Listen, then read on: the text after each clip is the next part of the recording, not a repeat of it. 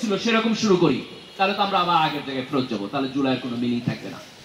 এই আন্ডারস্ট্যান্ডিং এর কারণে আমরা মনে করি যে রিফর্ম প্রশ্নটাকে আমাদের ফিলসফিক্যাল ইম্পর্টেন্স দেওয়া দরকার।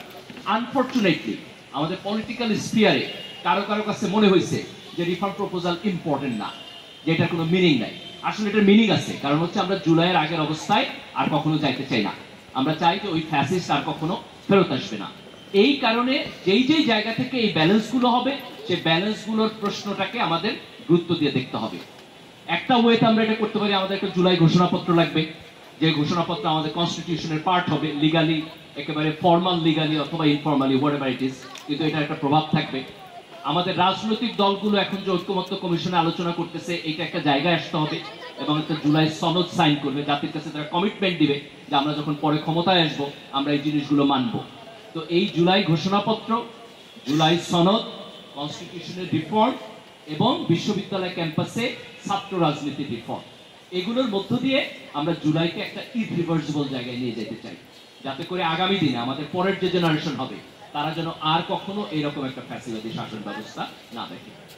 আজকে তরুণদের আমি শেষ করছি এটা বলে যে তরুণদের রাজনীতি সচেতন থাকতে হবে, এটা জরুরি।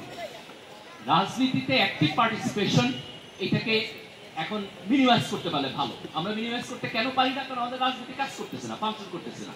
আমাদের সিনিয়ররা যদি প্রপারলি ফাংশন করতো তাইলে কিন্তু আমাদের তরুণদের রাজনীতিতে যাওয়ার কোনো প্রয়োজন ছিল না। তারা তাদের প্রফেশনাল লাইফে যাবে, সেখানে বড় হবে, আরো স্কিলড হবে, তারপর প্রফেশনাল লিডার হিসাবে তারা পলিটিক্সে কাম ব্যাক করবে। কিন্তু আনফরচুনেটলি আমাদের সিস্টেমটা ওয়ার্ক করতেছে না। তো এই জায়গাটাতে আমাদের চোখ দিতে হবে, আমাদের কাজ করতে হবে, রিফর্ম প্রপোজালের ব্যাপারে আমাদের সচেতন থাকতে হবে। কিন্তু একটা সার্টেন টাইমে আমাদের মনে রাখতে হবে যে আমাদের তরুণদের সারাক্ষণ রাজনীতি করলে হবে না, তাদের পড়াশোনায় ব্যাক করতে হবে, তাদের কেরিয়ারে চোখ দিতে হবে, তাদের স্কিল ডেভেলপমেন্টে চোখ দিতে হবে। আজকের দুনিয়া সায়েন্স এবং টেকনোলজিতে যে আগায় যেতেছে, এই লিডারশিপে যদি আমরা কম্পারেবল না হই, এই লিডারশিপে যদি আমরা কম্পিটেন্ট না হই অন্যদের সাথে, তাহলে একটা সময় দেখা যাবে যে আমরা অন্যদের থেকে এত পিছিয়ে গেছি যে আমাদের টেরিটোরিয়াল ইন্টিগ্রিটি আমরা রক্ষা করতে পারতেছি না। সেটা করা যাবে না। আমাদের ইয়াং জেনারেশনকে আমাদের স্কিল ম্যান পাওয়ারে যেতে হবে। তো আমরা যত তাড়াতাড়ি